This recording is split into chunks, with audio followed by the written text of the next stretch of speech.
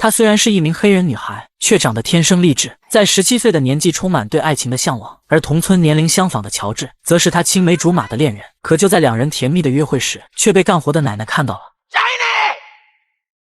奶奶大声的呼喊，让珍妮不得不赶快回家。事实上是不愿意孙女和那穷小子交往，甚至一气之下冒出了很多粗俗的话。You just a nuts fashion boy that breathing bitches wipe his feet on you. Who wasn't wiping his feet on me? You know, the woman is a mule of the world. I ain't mean no harm, Nanny. You don't even know what harm is, girl.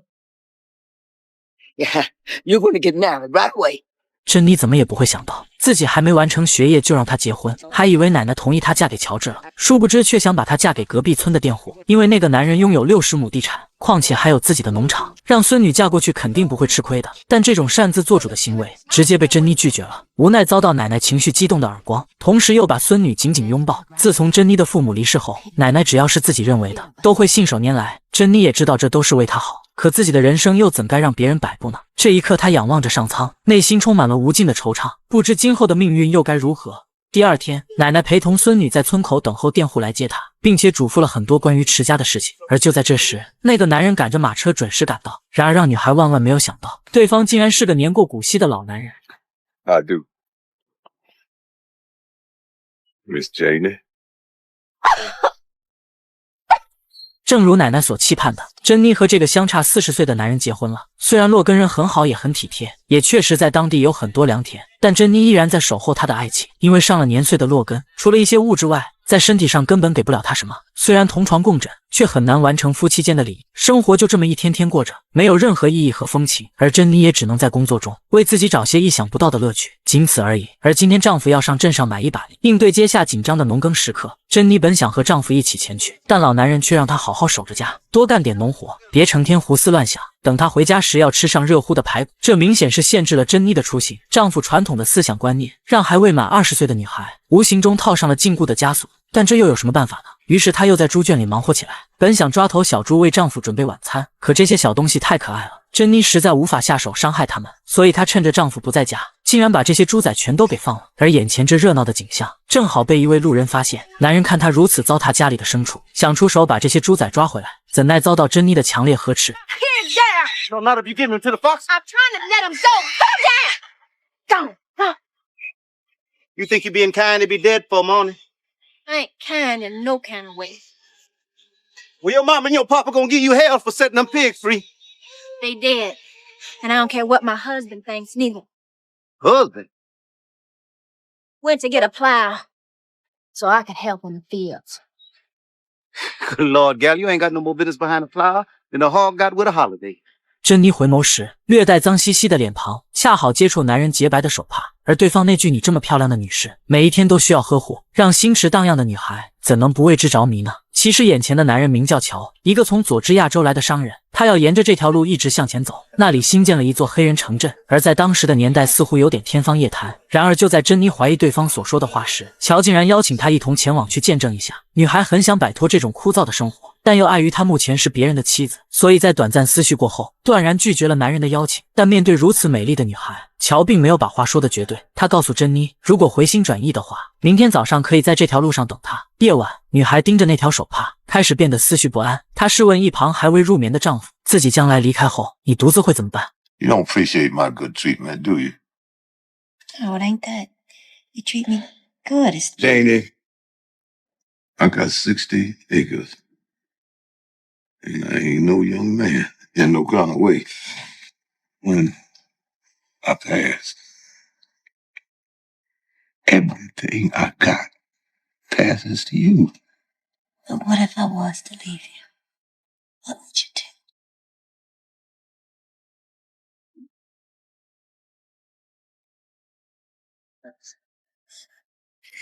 Do what you got to do.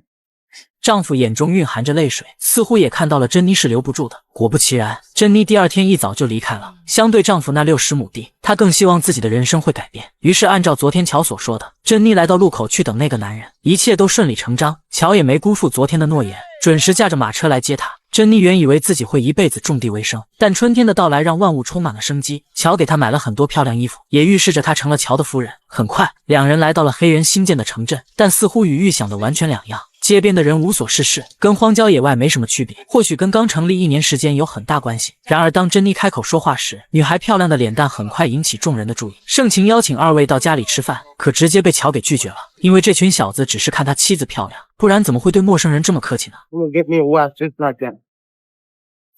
You ain't got but a fish sandwich to your name. You can't get the likes of her with no fish sandwich. 随后乔经过对众人的打听，原来这块狭小的土地是一个叫伊顿上尉赠予大家的，这根本达不到城镇的规模，但想到得到更多的土地，显然又是不可能的。所以按商人的头脑思维，他可以用钱购买更多的土地，而其他人则在外面议论纷纷，生怕中间出什么岔子。但事实上没有钱不能解决的问题。乔向窗外守护的妻子露出了笑容，也预示这块土地正式成为他们的了。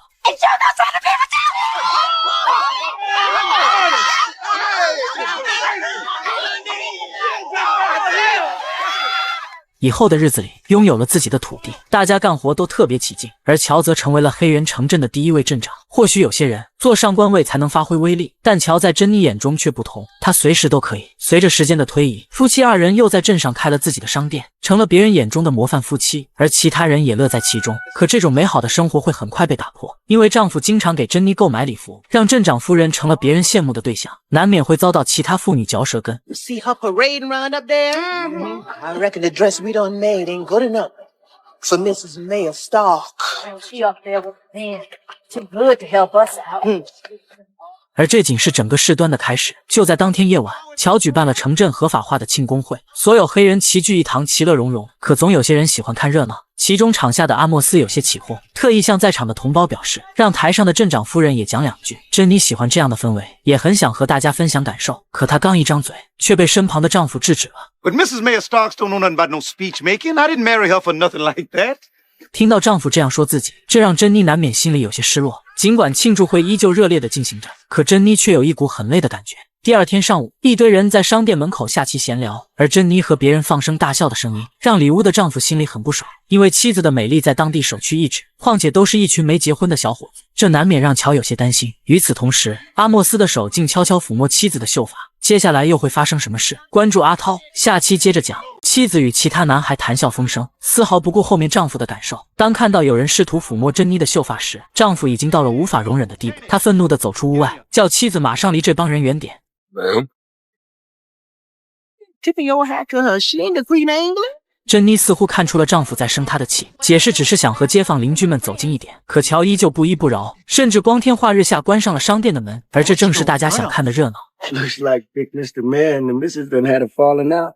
随后，为了能让妻子掩饰美丽，丈夫直接拿出了白色头套，让珍妮像老太婆一样把头裹起来。可她刚满20岁啊，难道只是为了镇长的面子，就甘愿放弃自己的青春年华吗？于是珍妮实在无法容忍丈夫提出的要求，奋力扔下头套后，便打开门跑出了屋外。 Ooh, the devil that got it down. 随后，她径直回到房间，把行李收拾好后，便要离开这个家。不管丈夫如何劝阻，似乎也无济于事了。可离开了这个来之不易的家，她又能去哪里呢？ Get up, me. I'm gonna let you go, but you gonna hear me. All you end up is somebody's good time gal. You know the kind that men use for their pleasure and then toss in the ditch.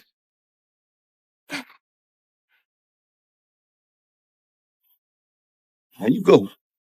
乔说的很有道理，就像她离开前任丈夫一样，摆脱了人生中的枷锁，满心迎接下一段幸福。但事实她还要走之前的老路吗？想到这里，珍妮最终还是放弃了。为了丈夫的形象而妥协，也为了能有一个安定的家庭而做出她青春年华的牺牲。看着路边那群看热闹的邻居，不知作为镇长的乔又会有怎样的感想？现实打败了青春浪漫的理想，珍妮收起了佩戴的首饰，只能把丝巾戴在自己的头上，成为一个压抑狂野之心的家庭主妇。生活日复一日，早餐在清晨，午餐在正午，6点前吃晚餐，天天如此。就这样，时间来到20年后，如今的黑人城镇今非昔比，珍妮过上了优越的生活，可那只是为了迎合丈夫。珍妮的内心其实一直都很压抑。然而有一天，所有一成不变的规律即将被打破。由于丈夫的年龄越来越大，再加上每日暴躁的脾气，工作时难免会力不从心。妻子本想上前帮忙，但给顾客切的烟草着实有点差强人意，这让丈夫丝毫不顾珍妮的感受，当着外人的面出言羞辱。You be around this store till you old as Methuselah. You still won't be learn how to do nothing. Don't be standing there studying me with your pop eyes rolling your little narrow behind. Quit mixing up my doings with my looks then. You must be out your mind talking to me like that. I'm the mayor of this town. You're the one started it. Talking underneath my clothes. Don't be getting all insulted about your looks. You ain't give me no cheering. Now you're an old lady. Nearly 40. Ain't nobody looking at you old as you is. Well, I ain't 40. I'm only 38. You ways past 50. Let's talk about that.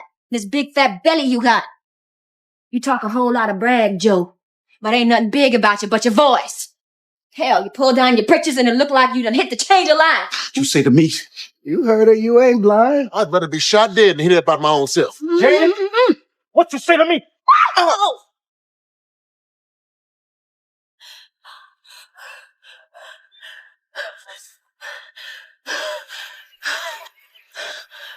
这一巴掌彻底扇碎了珍妮所有的幻想，就连旁边看热闹的邻居都不敢相信乔何时情绪变得如此狂躁。随后，珍妮为了摆脱丈夫的无情对待，暂时先搬到了朋友家里居住。就连朋友都好心提醒珍妮，乔给她的已经够多了，总以为自己过得不幸福，是因为本身你就不知道满足。事实上，乔对她确实挺好，或许是两个人的性格差异吧，毕竟双方相差20来岁，难免会在某些方面存在巨大的分歧。然而天有不测风云，一天镇上的医生驱车来到家里，显然这是丈夫生病了。于是珍妮在经过多日后，再次踏进那个熟悉的地方，但得到的答案却让人痛心疾首。由于乔身患绝症，医生告知他命不久矣了。或许在这艰难的时刻，夫妻二人能为以前的事达成和解，可双方依然固守己见。珍妮认为自己并不是好妻子，但乔却给了她一个女人所有的梦想。在这20年的日子里，虽然生活有喜有悲，两人经历了很多风雨，可终归结底，丈夫是不了解珍妮的。就像当初带她私奔时的样子，那时的珍妮活泼开朗，性格豪放，而如今在乔的阴影下，完全变了一个人。Shut up! Shut up. You got to die with me being obedient instead of letting me love you. I hope that thunder and lightning kill you. Get out of here. Get out! 本来丈夫还能多活2日，没想到无法抑制的情绪让乔直接闭上了双眼，在无法释怀和痛苦中结束了生命。不管人们在乔生前怎么看他，大家还是出席了丈夫的葬礼，为他哭泣，为他哀悼。因为乔毕竟为他们带来了家，创立了全美第一个黑人城镇，所做出的贡献是无人替代的。珍妮同样伤感，但在伤感的同时，她还有一种说不出的感受。或许在这一刻，她真的自由了。由于丈夫的离世，珍妮终于为自己摘下了头巾。新的一天即将到来，一切都会随之改变的。随后，她来到了清澈的河水中，洗去那附在身上的尘埃，像17岁无忧无虑的少女那样，仰望着上苍，期待着未来，用心感受着新的世界。转眼又过去了1年，珍妮太喜欢这种自由的感觉了。朋友甚至询问她为何不替死去的丈夫感到伤心时，女人却很直面地回答 I don't care what folks think. And am I thinking? Mourning shouldn't last a second longer than the grief do. 的确结束了，而新的恋情会马上到来。接下来又会发生什么事？关注阿涛，下期接着讲。守寡的女人耐不住寂寞，当看到商店来了一位年轻的顾客，那充满活力的青春气息立刻让干活的女人心驰神往。因为前任丈夫已经去世1年多了，所以珍妮很希望有男人能带给她新的感觉。而刚满18周岁的迪克显然是不二人选，两人一边谈着俏皮话，一边想在商店门口下跳棋。可女人的一个不经意，竟然让自己狼狈地摔倒在地。旁边的迪克很识趣，他把珍妮扶起来后，又在地面上捡掉落的棋子。但眼前那丝毫不拘谨的腿和女人如此放任的样子，让迪克下意识地拍了2下。而就是这轻微的接触，似乎触动了珍妮早已孤独的心弦。她约定和迪克下次见面的机会后，男孩依然恋恋不舍地把她送回到家门口。临走时，迪克故意拉住珍妮的胳膊，深情地道了声晚安。所有暗示的理由都在不经意间流动着，那双眼睛很深邃也很诚实，仿佛也预兆着珍妮将迎来她第3段爱情。事实上，自从女人的丈夫去世后，镇上一个叫阿莫斯的男人一直希望珍妮能嫁给他，即便面对街坊邻居，也毫不掩饰地讨论这个问题。 Yeah, but you know what I'm gonna do? I'm gonna marry Miss Janie. I'm gonna take her over to Chicago, and we're gonna have a honeymoon there. You're gonna have to get her up off her porch first. 第2天清晨，珍妮就像一个失了魂的小女孩，在门口不知寻觅着什么。当看到迪克从远处走来时，她又假装咬着红苹果，暗自露出了几分笑意。可迪克并未向珍妮的方向来，而是去商店门口与邻居们打招呼。直到有个女人主动向男孩递汽水时，珍妮似乎满心不悦，仅仅一个无关紧要的表象，就触动了女人一颗生气的嫉妒心。可迪克还是在乎她的，从远处呼喊叫她过来下跳棋。珍妮立刻收起惆怅的面容，变得喜笑颜开。I'm sorry, but you don't know Miss Mare Stark, son. She don't play no checkers. She do now. 阿莫斯很认真地教珍妮下棋，可知女人的心思并不在他这，就连迪克刚放下的汽水，珍妮也丝毫不顾别人的眼光，拿起来就一饮而尽。而大家此时也终于知道两人之间究竟是怎么回事。等到夜晚来临时，迪克特意来商店等候珍妮，一旁的店员甚至害怕老板遭遇不测，主动提议送她回家。殊不知对方二人是两情相悦，这种担心似乎有点多余了。而接下来的夜晚，他们就像一对小情侣一样，说着浓情的字眼。看到路旁一个还未完全成熟的柠檬，迪克把它摘了下来，然后在珍妮的嘴边不断试探，酸酸楚楚的感觉怎能不让这个寡妇有所动容呢？一切都在向美好的夜晚发展。他们在房间内高兴地跳舞，又沉浸在学习钢琴的氛围中。零接触的两人就像干柴遇见了火苗，点燃就在一瞬间。可这时珍妮却莫名其妙地拒绝了。等身体冷静后，她为迪克打开了那扇门。或许是两人年龄上的关系，又或许是对方的甜言蜜语太过熟练，让珍妮不认可这是一段长久的爱情。即便迪克对她表明了真心，承诺了誓言，但珍妮内心依然有所顾虑。而看到男孩愤怒地摔门离开，又让她感到言语过重了。想保留一丝希望时，迪克已消失在了茫茫夜色。难道两人就这样结束了吗？珍妮的纠结似乎让她在这个夜晚很难入睡，可事实上她完全多虑了。第二天一大早，迪克就敲响了珍妮的房门，男孩真诚地向昨天的表现道歉，这让珍妮着实有些出乎意料。 And I'm on to tell you my daytime thoughts, seeing as how you don't trust my nighttime ones.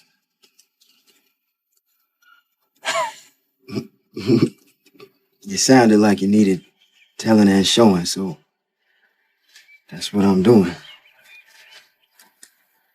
一点浪漫的小心思就把珍妮拿捏得服服帖帖，上来就拽着男孩进去吃早餐。只可惜迪克还得上班，在与珍妮亲切的道别后，就先断然离开了这里。但有了这次情感的小波折后，双方在一起的时间却越来越多。迪克甚至依靠打牌赢了一辆小汽车，载着珍妮在众目睽睽之下，潇洒的去河边野餐。She looks happy.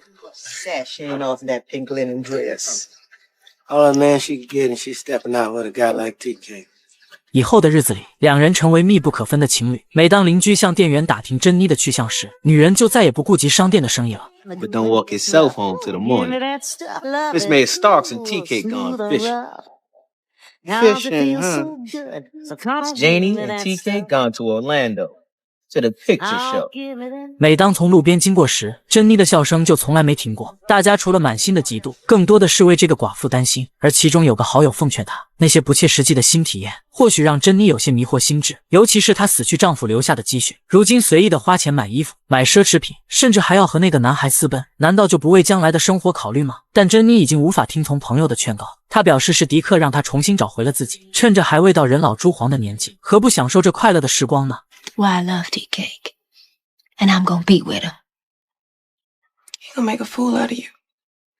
果不其然，珍妮把商店扔给店员后，穿着一身漂亮的连衣裙跟着迪克私奔了。他们在路过的舞厅里忘我的跳舞，然后又在下榻的小旅馆感受彼此。这一夜，珍妮把所有的都给了对方。然而事情并非想象的美好。当第二天珍妮从睡梦中醒来时，迪克竟然没有在她身旁。她打开窗户试图呼喊迪克的名字，但男孩早已不知去了何处。而令她更为揪心的是，钱包里的钱也不见了。接下来又会发生什么事？关注阿涛，下期接着讲。女人在第二任丈夫去世后，爱上了比自己小20岁的男孩，并且把丈夫生前经营的商店只交给了一名店员打理，便跟着小男友开心的私奔了。但珍妮怎么也想不到，仅仅在下榻的旅馆度过了一宿，第二天一大早，男友迪克却突然不见了。更令她感到意外的是，自己携带的所有积蓄，一夜间也不翼而飞。这显然跟男友脱不了关系。珍妮感觉被骗了，看着镜子里的自己，突然想起朋友曾提醒过她的话。 That young fella getting ready to snatch.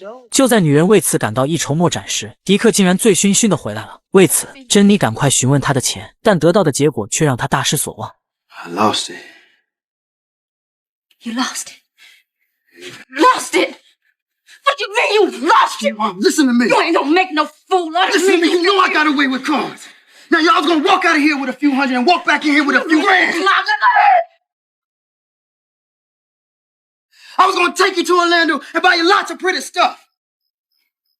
I must have been nervous or something because I couldn't win her hand, Janie. 迪克把所有的钱输得一分不剩，而且还搭进了一辆车。而珍妮也看清了他的真面目，本想赶快收拾东西离开这里，然而就在他想踏出房门的时候，迪克痛苦的一声惨叫，又让珍妮心甘情愿地折返回来。原来男友胳膊受伤了，是自己故意而为之，就是不想让珍妮看他平庸，从而拖累两人以后的生活。面对失去的身外之物，又鉴于迪克的一片赤诚之心，被爱冲昏头脑的珍妮依然执迷不悟。All you got to give me is yourself.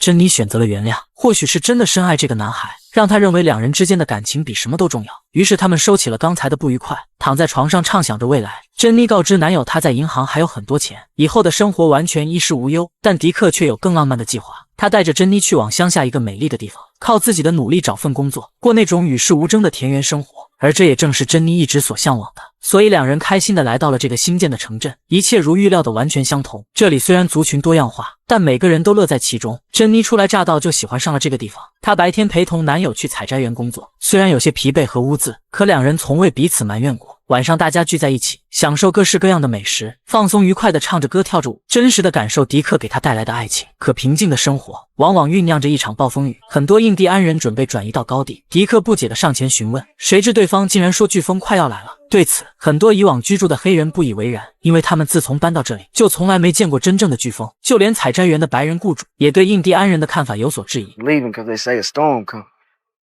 Well, the Indians knew anything, they'd still own this land, now wouldn't they?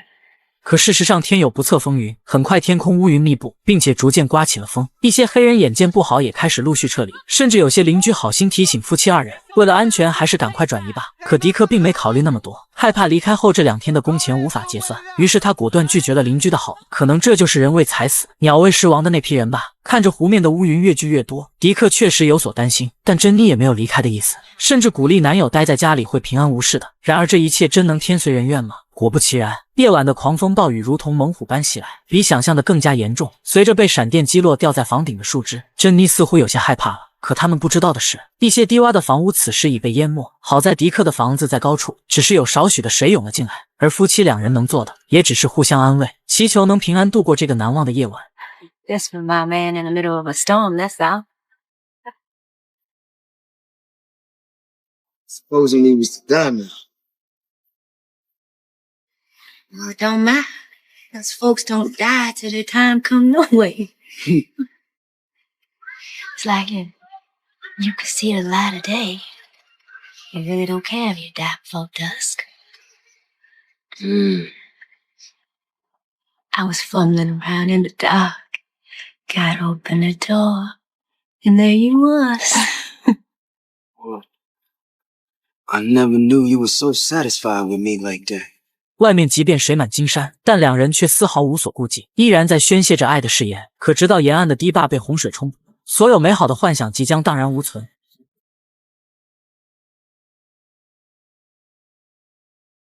珍妮在水中拼命地挣扎，高声呼喊迪克的名字，在没有得到答复后，又钻进水里去摸索。随后，她仅凭闪电带来的光点，看到了一个溺水者的身影，试图用手把对方拉起来。可对面的死者似乎并不是迪克，这让珍妮着实吓了一跳。于是她又游出了水面，一边高声叫喊，一边朝着屋顶的方向移动。但令她不曾预料，刚找到一处落手之地，2只凶猛的恶犬便向她撕咬而来。珍妮为了躲避，不得不再次潜入水中。可屋顶的恶犬根本没有离开的意思，况且他们也没有地方去。而就在这千钧一发之际，迪克拿着匕首偷袭了一只恶犬，却不幸被另一只咬伤了手臂，然后双双掉进了水中。等珍妮顽强地爬上屋顶时，却不见了男友的踪迹。就在女人感到绝望之时，迪克居然从水中冒了出来。随后，珍妮用尽全身力气，把男友奋力拖到了屋顶上，接着又给他包扎恶犬咬伤的手臂。随着狂风暴雨逐渐散去，可蔓延的洪水依旧环绕着房子，就像一个被孤立的小岛。2个死里逃生的人顽强在求生，直到1周后，水渐渐地退了下去，旁边的河流又恢复了往日的平静，就像珍妮第一次来到这里一样。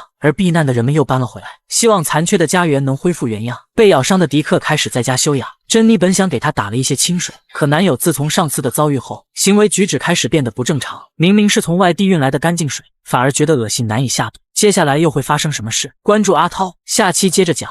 男友被恶犬咬伤的第7天，珍妮不得不请大夫来帮忙，安慰伤者的同时，也提醒不要和女朋友同床。这是大夫的缓兵之计，也是对这个病情的无奈之举。于是，在诊断完后，他把珍妮叫出了屋外，显然情况并不乐观，并告诫女人最好把伤者捆起来治疗。珍妮有些诧异，表示自己有很多钱，不管付出多少，她都会竭尽全力的。但事实上，迪克已经快要不行了。No, you don't know my tea cake. He's just a little Some sick, shots that's right all. after could have fixed him up right, but he's liable to bite something. No, he ain't gonna Especially bite. you, No, then just you tell gonna me be in what the to do. same Whatever it fix is, he's I'm in. gonna do it. All right, Janie, it might be too late, all right, but I'll go over to Palm Beach, and I'll get him the medicine he should have had a week ago. All right, it's gonna take me a day or so to get back, so that's the best I can do, darling.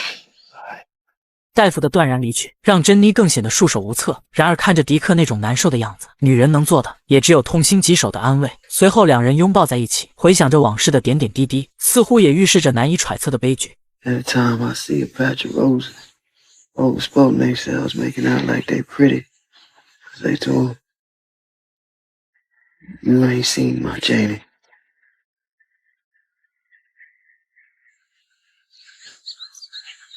夜晚，迪克突然从睡梦中惊醒，珍妮在帮助他的同时，却从枕头下发现一支手枪，这让他立刻意识到了什么。于是，在第二天清晨，女人把一些钱交给了附近的渔民，请求他赶快把医生请过来。然而这一幕正好被迪克看见，似乎对两人的交谈很不开心。随后，在男友上厕所的时候，珍妮抓住时机，悄悄来到屋内，从枕头下拿出了那把枪，接着又手忙脚乱地取出里面的子弹，因为她不知道被疾病丧失理智的男友接下来会做出什么出格的事。眼看迪克就要折返回来，心急如焚的珍妮最后一颗子弹没拿出来，就赶快又放回枕头下，生怕对方察觉她的行踪。然而迪克已经到了癫狂状态，开始质疑珍妮为何不和他同床共枕。于是为了顺从男友的意愿，珍妮也只好与他一起躺在床上，同时留意到面前摆放着一支猎枪。随着时间的流逝，两人就这么相偎在一起。突然外面汽车的一记喇叭声，让珍妮还以为大夫到来了，却不料只是过路的汽车。女人似乎有些失望，殊不知上回那个白人大夫是不可能再冒险回到此地了，被咬一口得不偿失啊。但令珍妮更为意外的是，男友竟悄悄躲藏在她身后，然后重重地关上了门，并且质疑珍妮是不是想和那个渔民私奔。而迪克腰间的手枪让女人似乎有点不知所措。果不其然，失去理智的男友把珍妮推倒在床上后，立即持枪相对，质疑女友是不是要背叛他。情况变得急转而下，迪克毫不犹豫扣动了扳机，幸亏当初珍妮把子弹取走了，但里面还剩一颗，现在依然特别危险。而珍妮此时也提起了猎枪，一遍遍劝导迪克恢复理智，可男人的病情已经发作，不管女人如何试图唤醒他的记忆，迪克也无法做到了。眼前的珍妮成了虚幻的影子，即便知道所说的话是为了他好，无奈思想控制不了行动，迪克再次把手枪抬起，让两人所有美好的经历都成了难以释怀的记忆。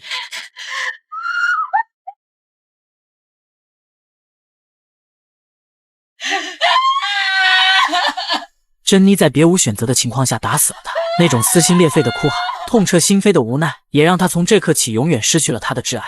时间来到1周后，失去所有的珍妮徒步回到了伊顿维尔，这是她第二任丈夫创立的黑人城镇，也是她生活了20多年的家。人们依然在商店门口悠闲自得。对于珍妮小姐突然狼狈的出现，大家并没感到同情和怜悯，似乎预感到会有这么一天。有些妇女假惺惺的上前搭话，有些则毫不掩饰的说着风凉话。Told you she come running back here, crawling back, didn't I? Weighing down her back like stuff at a young gal.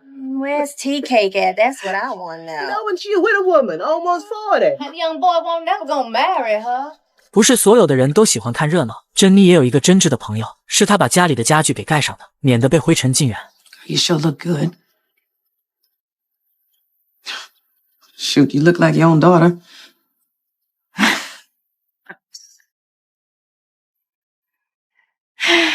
Girl, you talking like you think I brought you something. I ain't brought home nothing but myself. That's a gracious plenty. Your friends wouldn't want nothing better. Girl, go on and bring me them little rations you done brought in here. 真正的朋友就是在困难的时候雪中送炭，成为理解他的那个人，但对方却怎么也想不明白，明明知道迪克是一个趁虚而入的骗子，为何当初还要和他远走高飞呢？ Why it's done what they think. You don't care what I think neither, do you?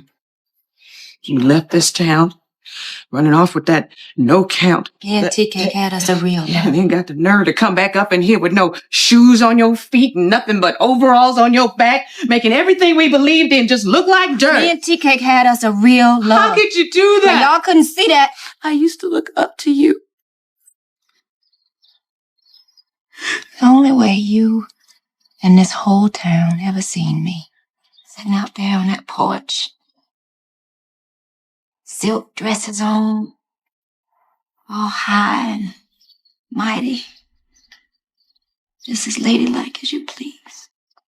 That might have been the Janie y'all knew, but that wasn't the Janie I ever was. 说完自己心里的话，珍妮依偎在朋友面前，给他从头讲述了这个故事。至此，阿涛把这部影片就全部解说完了。值得一提的是，他们眼望上苍这部小说是美国非裔女作家佐拉尼尔·赫斯顿于1937年创作的小说，被视为哈莱姆文艺复兴时期的经典之作。作者以细腻的笔触描绘了黑人女性珍妮的成长历程。从珍妮的3段婚姻中，我看到了女性对自我价值和自由爱情的不懈追求。珍妮的第一次婚姻是被安排的，她在这段关系中只是一个服从者，毫无幸福可言。这让我联想到许多传统女性在旧有婚姻模式下的无奈与压抑，被家庭和社会的期望束缚，失去了自我表达的权利。而珍妮勇敢地选择了与乔私奔，这是她反抗的第一步。尽管乔也并非理想的伴侣，他的大男子主义依旧限制着珍妮，但珍妮在这段婚姻里逐渐觉醒，开始意识到自己不应只是男人的附属品。她在与迪克的交往中，才真正体会到平等与爱的滋味。他们一起劳作，一起享受生活。珍妮在这段关系里绽放出了自己的光彩。然而命运弄人，迪克的意外离世给珍妮带来巨大打击，但此时的珍妮已不是当初那个懵懂的女孩，她经历了痛苦与成长，变得坚强而独立。这部小说让我深刻地认识到，无论是种族还是性别，都不应成为限制个人追求自由与幸福的枷锁。珍妮在困境中不断探索、反抗，最终找到了自我。她的故事激励着每一位读者，尤其是女性读者，要勇敢地去追寻自己心中的那片天空，不要被外界的压力和传统的观念所禁锢，用自己的力量去书写属于自己